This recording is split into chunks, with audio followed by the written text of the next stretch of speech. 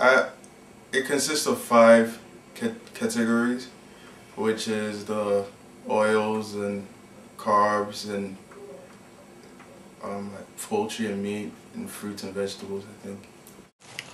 The food pyramid is a visual image illustrating the contributions of each group of foods that make up a healthful diet. The USDA created the first food pyramid, which placed foods recommended for frequent consumption at the base and foods that should be eaten sparingly at the top. Other pyramids emphasizing ethnic and other food preferences have been developed following this design. The most recent update of the USDA pyramid changes this basic design by dividing it into vertical wedges of different widths to represent the different food groups. This update also represents a shift in thinking in American nutrition. Greater emphasis is placed on weight control and exercise. Whole grains are recommended over processed grain products, and rather than recommending a diet low in all fats, emphasis is placed on avoiding solid fats, those that are high in trans fats and saturated fats, while allowing foods that are good sources of monosaturated fats and essential fatty acids.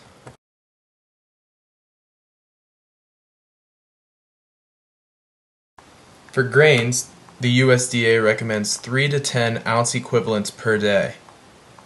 Eat at least 2 ounces of whole grain bread, cereal, crackers, rice, or pasta every day.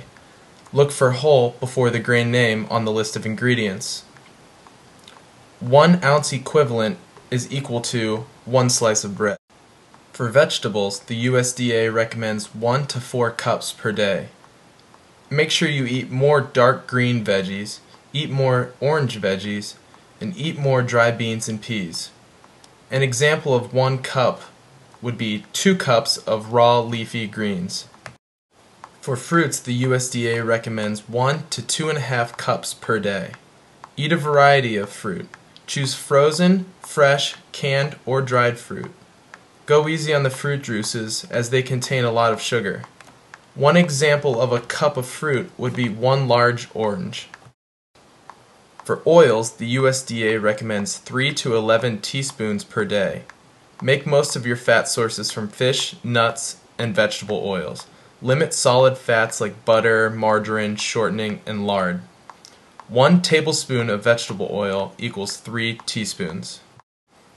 For milk, the USDA recommends 2 to 3 cups per day.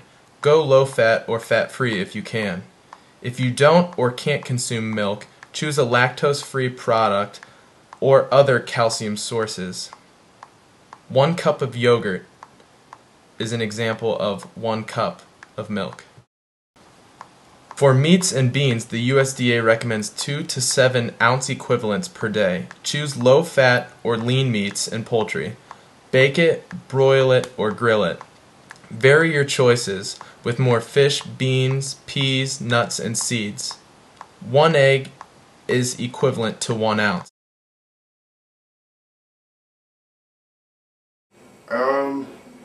Definitely fruits and vegetables, because they're very healthy. They help you detox and good source of vitamins and trace elements. I would consider probably the meat and poultry. Why is that? I believe that probably gives you the most energy of the day.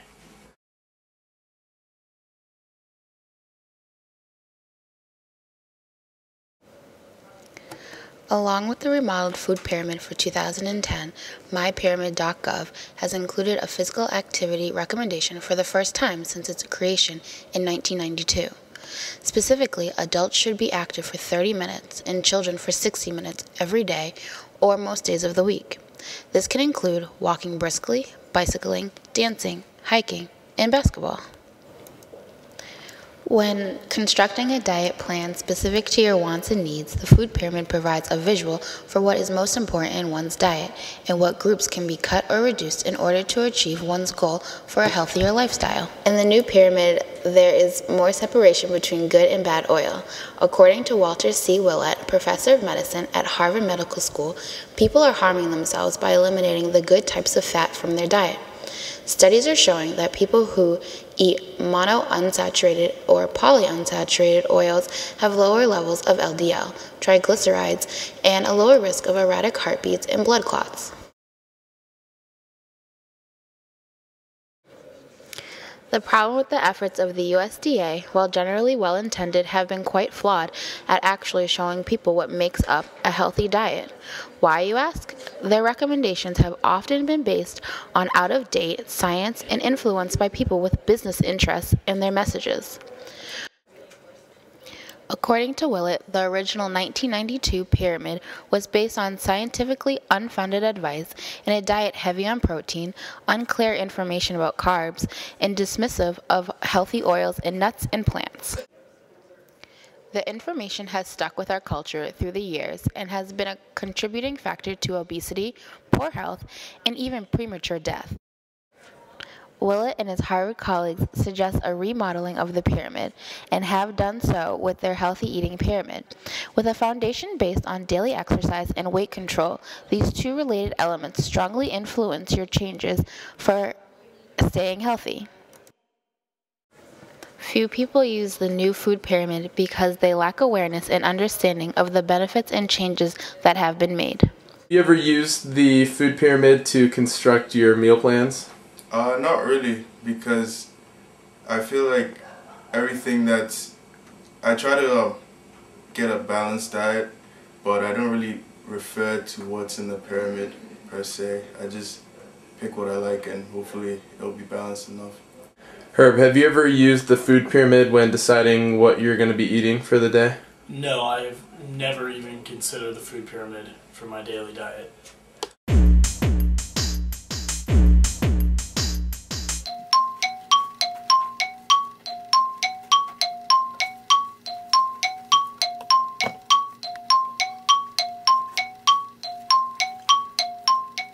What would you say is your least healthy? I'd probably have to say dinner, just because the cheeseburger and fries probably aren't that healthy. They're pretty greasy.